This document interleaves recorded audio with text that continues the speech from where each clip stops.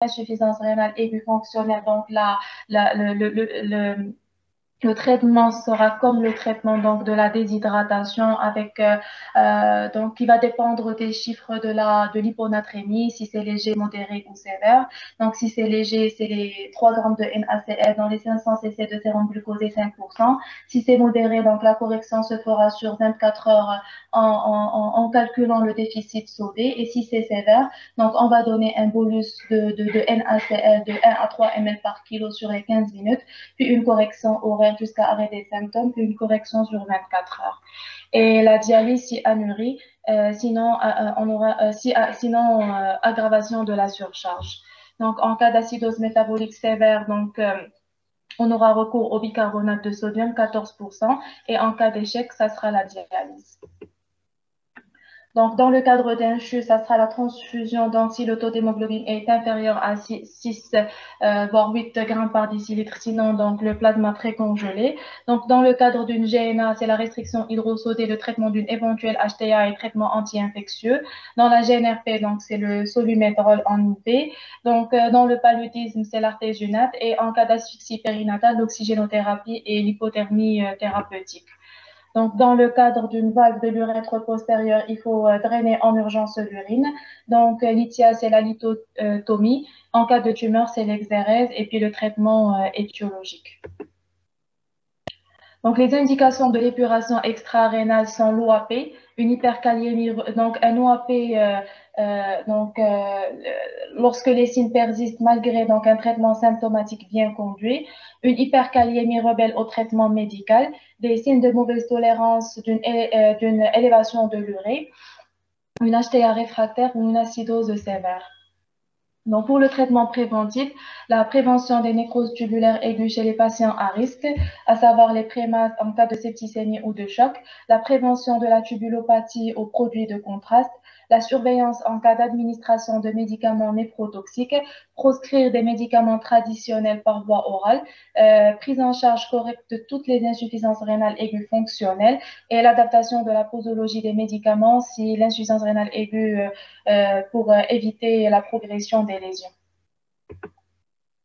Donc, pour le pronostic, les facteurs du pronostic rénal dépendent du type d'atteinte.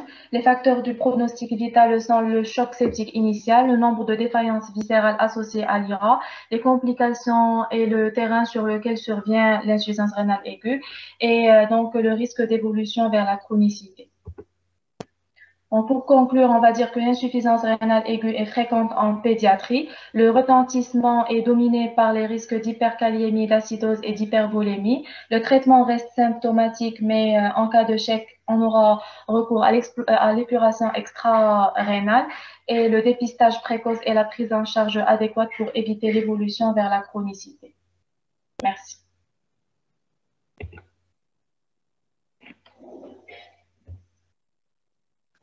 Bien, merci. Hein. Je vous en prie. Ça a été une présentation très rapide, 45 minutes, mais on aura environ 15 minutes. Ça nous fait gagner du temps. Hein. On aura 15 minutes de discussion. On va vous donner la parole. Hein. Si vous avez des remarques, elles sont les bienvenues.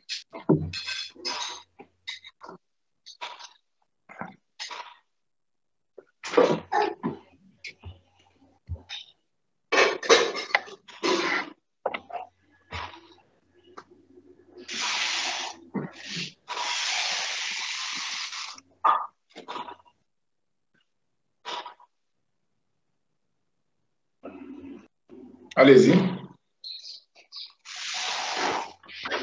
Merci, professeur, pour la parole. Merci, docteur Yoann, pour la présentation. Vraiment, c'était une présentation bien, vraiment très claire. Moi, j'avais juste une question par rapport à la restriction hydrique. La restriction hydrique, c'est au cas par cas ou bien parce qu'au niveau des moyens, vous avez mis restriction hydrique de 300 à 500, je pense. Et nous, les cas qu'on rencontre le plus, c'est les cas d'insuffisance rénale secondaire à une déshydratation sévère. Et là, par exemple, on ne fait pas de restriction, au contraire, on fait une hydratation avec, en augmentant les pourcentages.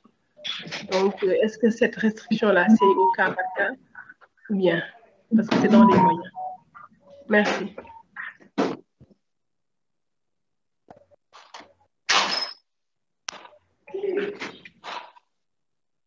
Oui, oui, hein. Oui, donc pour la restriction hydrique, donc c'est dans le cas d'une hyponatrémie de dilution. Si on a une hyponatrémie de dilution, donc on doit faire une restriction hydrique. Maintenant, si ça persiste malgré cela, donc on aura recours aux diurétiques.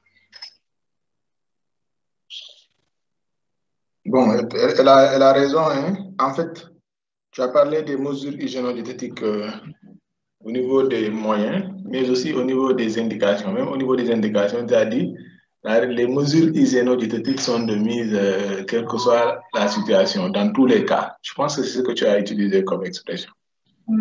Non?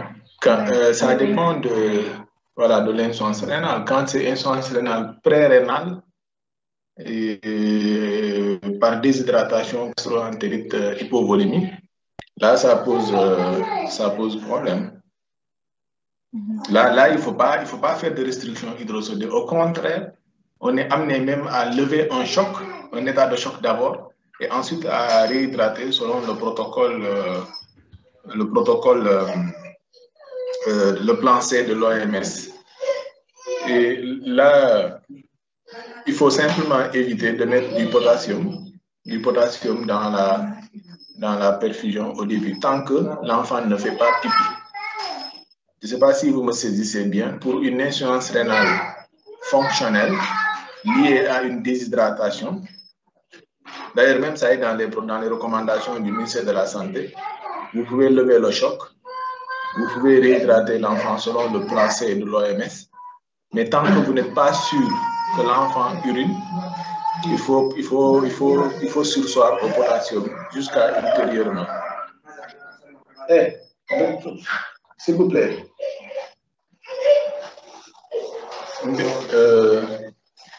Donc, il faut surseoir au potassium. Vous pouvez mettre du sérum glycosé avec les électrolytes sans mettre de potassium au début. Maintenant, quand l'enfant va avoir une diurèse, en ce moment-là, vous pouvez rajouter du potassium. Mais les mesures hygiéno-diététiques ne sont justifiées que quand l'insuffisance, surtout les restrictions, que quand l'insuffisance rénale aiguë est organique, avec arrêt de la filtration, même quand l'insuffisance rénale est organique et que l'enfant fait pipi, parfois même on peut conseiller, par exemple, dans le cadre du syndrome de levée d'obstacle, quand vous posez une sonde urinaire, l'enfant peut même se déshydrater après la pose de la sonde urinaire et avoir des troubles ioniques quand il y a un globe vésical, par exemple. Donc, c'est pourquoi il faut faire au cas par cas. Il faut peut-être, au niveau des indications, dire que les mesures hygiéno-diététiques dépendra du mécanisme de l'insuffisance rénale. Si c'est une insuffisance rénale pré-rénale, il faut faire attention. Parfois, dans ces situations-là, la réhydratation peut être nécessaire. Voilà. En cas d'insuffisance rénale post-rénale, la pose d'une sonde urinaire peut entraîner une déshydratation par levée d'obstacles. Et dans ce cas-là, les mesures hygiéno-diététiques peuvent être, on peut ne pas les utiliser et plutôt conseiller même de réhydrater pour remplacer les pertes. C'est en cas d'insuffisance rénale organique, même dans ces cas-là aussi, c'est au cas par cas. C'est clair? Oui, professeur.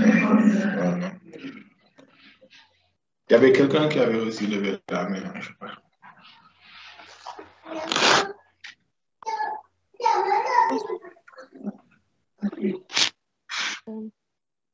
Bonsoir.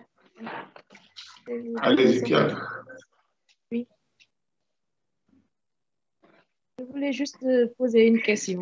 Je ne sais pas si dans la présentation, docteur William parlait ou pas. C'est par rapport aux indications de la dialyse, en fait. Vous avez donné les indications de la dialyse. Dans quel cas il faudrait passer à... Oui, on avait parlé de ça. Bon, pour les indications de la dialyse, bon, dans l'insuffisance rénale aiguë, la dialyse.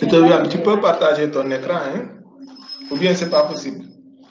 Tu peux maintenir ton écran, comme ça tu déroules la partie et puis tu commentes, quoi. D'accord.